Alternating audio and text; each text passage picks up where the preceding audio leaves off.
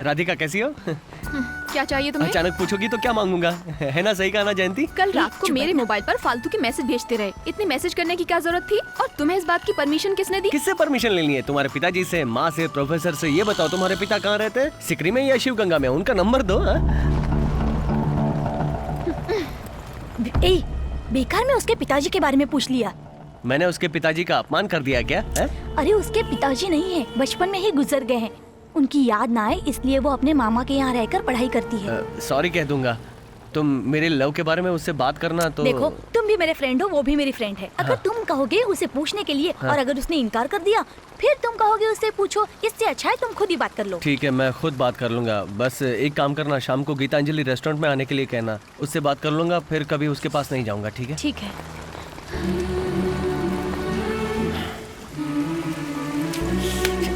भैया ये बात मालिक को बताना है कि नहीं बताना, यही सोच रहा हूँ। जासूसी कर रहा है क्या? सुधरेगा नहीं। किसी घर में बाप रफ होता है तो बेटा सॉफ्ट होता है, किसी का बेटा रफ होता है तो बाप सॉफ्ट होता है। तुम्हारे घर में तो दोनों ही रफ हो। मैं तो तुम दोनों के चक्कर में फंस के पिस गया हूँ यार।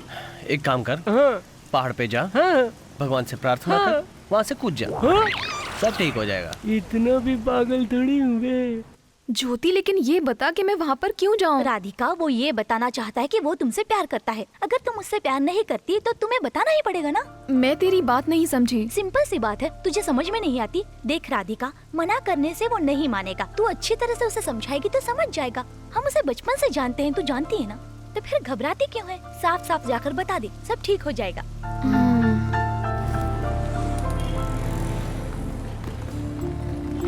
आइए सर, आइए। आप लोग अंदर चले जाइए। इतनी परेशान क्यों हो? आराम से बैठो। तुम्हारे पिताजी के बारे में बोला, उसके लिए सॉरी। ये बताओ मुझे यहाँ क्यों बुलाया? क्या बात है?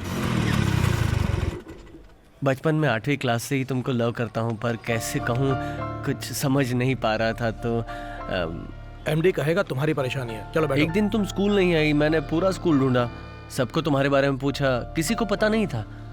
फिर पढ़ाई के टेंशन में सब भूल गया, और जब तुम्हें बस में देखा तो सब कुछ याद आ गया। बस में एक नज़र देखा तो पहचान लिया कि तुम राधिका हो।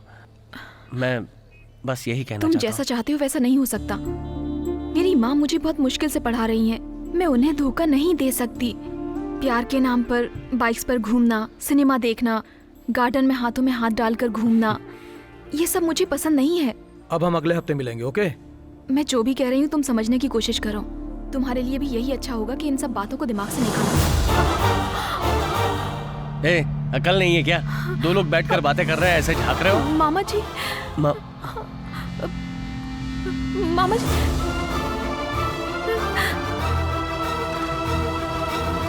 मामा जी, मामा जी,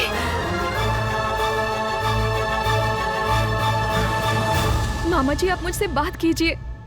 इस तरह चुप मत रहिए आप। मैंने ऐसा कोई गलत काम नहीं किया है। गलत काम नहीं किया है ना, तो उसके साथ अकेले होटल तक क्यों गई? विश्वास कीजिए मामी जी, मेरा उसके साथ कोई संबंध नहीं है। जब तक तुम यहाँ हो जैसे चाहो रह सकती हो, लेकिन आज के बाद मुझसे बात मत करना।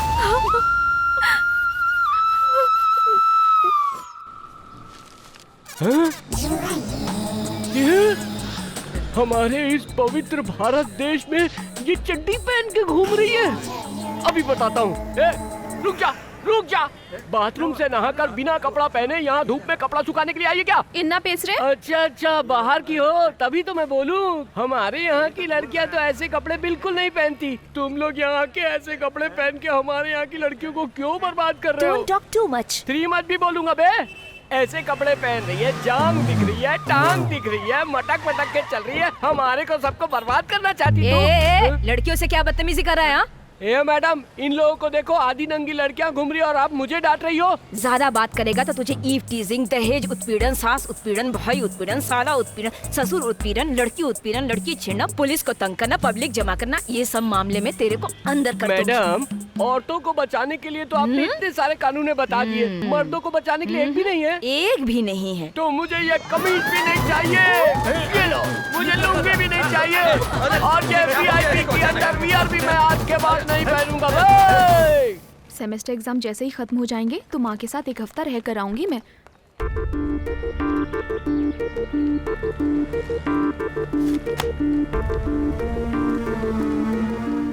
तुम मेरे साथ ऐसा क्यों कर रहे हो? क्या तुम्हें मुझ पर जरा सी भी दया नहीं आती? मेरे मामा जी ने मुझे गलत समझा। इतने सालों से जिस मामी जी ने मुझे माँ की तरह रखा, उन्होंने मुझसे बात तक नहीं की, सिर्फ तुम्हारी मैं वजह तुमसे से। बस यही कहने आया था कि आज के बाद कभी तुम्हारा पीछा नहीं करूंगा।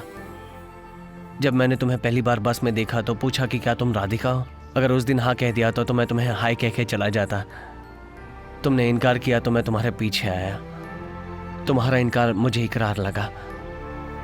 शायद मुझसे गलती हो गई। बाइक पर घूमना, सिनेमा जाना, गार्डन में जाकर बैठना, इस तरह के प्यार के बारे में मैं भी बिल्कुल नहीं जानता। मैं तुमसे शादी करना चाहता हूं। आज से ठीक 6 महीने बाद तुमसे बस 2 मिनट के लिए मिलूंगा। अगर तुमने शादी के लिए हाँ कहा तो ठीक है, वरना अपनी किस्मत समझकर चला जाऊंगा। अगर मर्द पर मुसीबत आती है तो उस तक ही रहती है, लेकिन लड़की पर मुसीबत आती है तो पूरा परिवार परेशान हो जाता है। मेरी भी एक बहन है, मैं अच्छी तरह जानता हूं। तुम्हारी परेशानी समझ सकता हूं।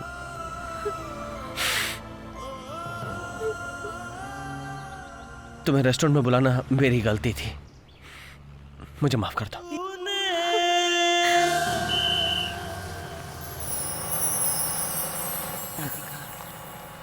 माँ, तेरे पिताजी को गुजरे 10 साल हो गए, लेकिन मुझे पता ही नहीं चला। 10 साल 10 मिनट की तरह चले गए।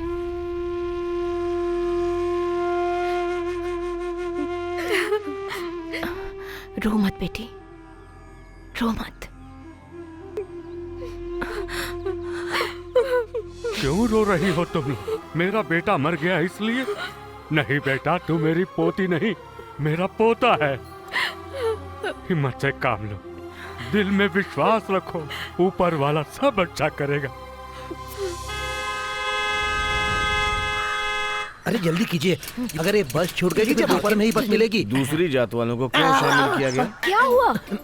मालिक मुझे ही देख रहे हैं। यही वजह है कि तेरी शादी नहीं होती है। माँ जी आप देखिए, आप देखिए, मुझे देखिए।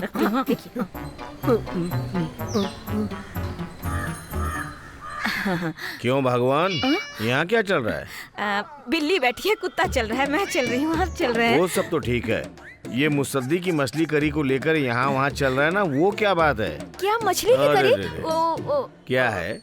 मैं तुम्हारी मछली करी की खुशबू सूंघ नहीं सकता या फिर ढोल की आवाज सुन नहीं सकता? मैं श्रवण के लिए भेज रही थी, कभी कभी भेज दिया करती हूँ। उसको मछली की करी बहुत पसंद है ना। तुम में अकल है या नहीं है? अगर उसमें कोई कुछ मिला दे तो क्या होगा? 2 मिनट के अंदर तुम्हारी खत्म हो जाएगी कहानी किस्मत की। अरे बाप रे, मैंने तो ऐसा सोचा ही नहीं। खा ले मेरे भाई, खा ले। इतनी गर्मी में इतने परेशान होके तू खाना लाया, पहले तू खा ले। तू मुझे कितना भी मारे पीटे, लेकिन खाने के वक्त हमेशा तू मुझे पहले खाना खिलाता है। मैं तेरे इस प्यार पे मर मिटा हूँ मेरे दोस्त, मर मिटा हूँ। क्यों गणेश, खाना टेस्टी है ना? अबे माँ ने बनाया तो अच्छा ही होगा ना। हाँ हाँ, खा खा। तुझे चक्कर आ रहा है क्या? बिल्कुल नहीं भैया। मुझे लग रहा है तुझे चक्कर आ रहा है। वो किस लिए? सच कहूँ तो मुझे लगा कि हमारे दुश्मनों ने खाने में जहर मिलाया है, इसलिए तुझे पहले खिला दिया। खाने की थोड़ी टेस्टिंग हो जाए, है ना? क्या खाने में जहर है कि नहीं है उसका टेस्ट करने के लिए तूने मुझे चुना? यही तेरा प्यार है? 100 मील दूर से खाना आता है और तुमको इसकी कदर भी नहीं है। जिया जी, सादा भोजन उच्च विचार खाओ ना। शेर भूखा मर जाएगा पर घास नहीं खाएगा। तो क्या खाओगे, हमारा भेजा? मेरी सारी जमा पूंजी इसी जमीन पर लगी थी। हमारा पूरा भरोसा इस 7 लाख रुपए पर था। इस नोटिस को देख कर लग रहा है जैसे सब कुछ खत्म हो गया। फिक्र मत कीजिए जी, सब ठीक हो जाएगा। अब कुछ नहीं हो सकता, कुछ नहीं हो सकता। क्लास में नहीं आई, यहाँ क्या कर रही है? घर में बहुत टेंशन चल रही है। क्या हुआ? कुछ दिनों पहले मेरे मामा जी ने एयरपोर्ट के पास 2 ग्राउंड जमीन खरीदी थी। अचानक से नोटिस आया है कि एयरपोर्ट को पड़ा करने वाले हैं। पूरा परिवार परेशान है। मेरी तो समझ में नहीं आ रहा कि क्या करूं। ये बताओ राधिका, जमीन किससे ली थी? श्रवण, क्या हुआ जयंती? मैंने तुम्हें ये बात बताई, राधिका को पता नहीं चलना चाहिए। फोन रखो, मैं देख लूंगा। जासूसी कर रहा था गधे। क्या बात है, दरवाजा क्यों बंद कर रहे हो? ए चाचा, ए तमीज से बात कर मुझसे। सुनो, कितनी बार कहा था उस एयरपोर्ट वाली जमीन को किसी को दिखाना मत, लेकिन तुम समझे नहीं। वो जमीन के कागजात तैयार किए और महुआ के रामनाथ को बेच दी।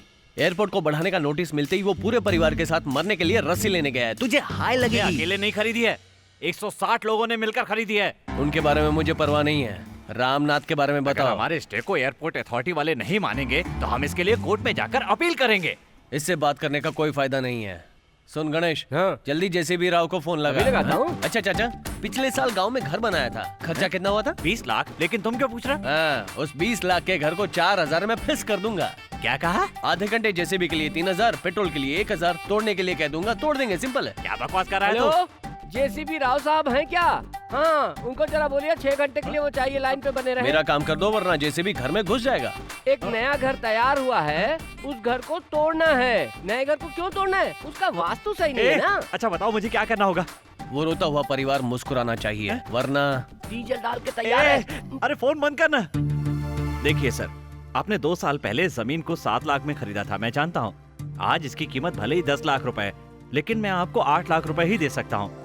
अपने ओरिजिनल डॉक्यूमेंट दीजिए और इस पर साइन कर दीजिए। चलो साइन करवाओ। ये लीजिए। Thanks sir. अगर किसी मंत्री के पास गए होते तो मैं कभी नहीं डरता, लेकिन इन लड़कों के पास किनसे? सेल फोन से इतने बड़े बड़े काम करवा लेते हैं ये।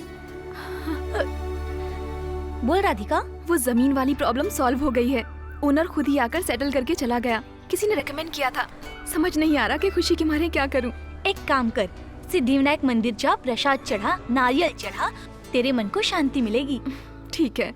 आपने सही कहा, एमएलए साहब गलत रास्ते पर जा रहे हैं। नदी से बालू निकालने का कॉन्ट्रैक्ट इसने अपने बेनामी कंपनी के नाम पर ले रखा है। हर दिन 250 गाड़ी का परमिट लेकर 400 से 500 गाड़ी निकाल रहे हैं। सारा बालू दमन से हैदराबाद जा रहा है, वो भी ट्रकों में भरकर। हमने सारे चेक पोस्ट पर पूछताछ कर ली है। तहसीलदार को मैं साथ लाया हूँ। बुलाओ। बताइए सर। साहब नमस्ते। ये सब क्या हो रहा है? राजनेताओं के सामने हम क्या कर सकते हैं सर? एक सरकारी ऑफिसर को ऐसी बातें नहीं करनी चाहिए। हमारे जिले में नदी का पानी बिल्कुल ही नहीं आता, जिसके कारण खेती करना मुश्किल हो गया। अब रह गई बात वहाँ के बालू की। अगर ये लोग बालू निकाल लेंगे तो क्या होगा? पानी कहाँ से आएगा? नदी से बालू निकालना माँ के गर्भ को उजाड़ने के समान होता है। कहाँ है राजकिशोर? बेटा, अभी उससे कुछ भी पूछोगे तो कहेगा वो कुछ नहीं जानता। सब उसके बेनामी कंपनी के नाम पर हो रहा है। थोड़ा धीरज रखेंगे तो उसे रंगे हाथ पकड़ सकते हैं।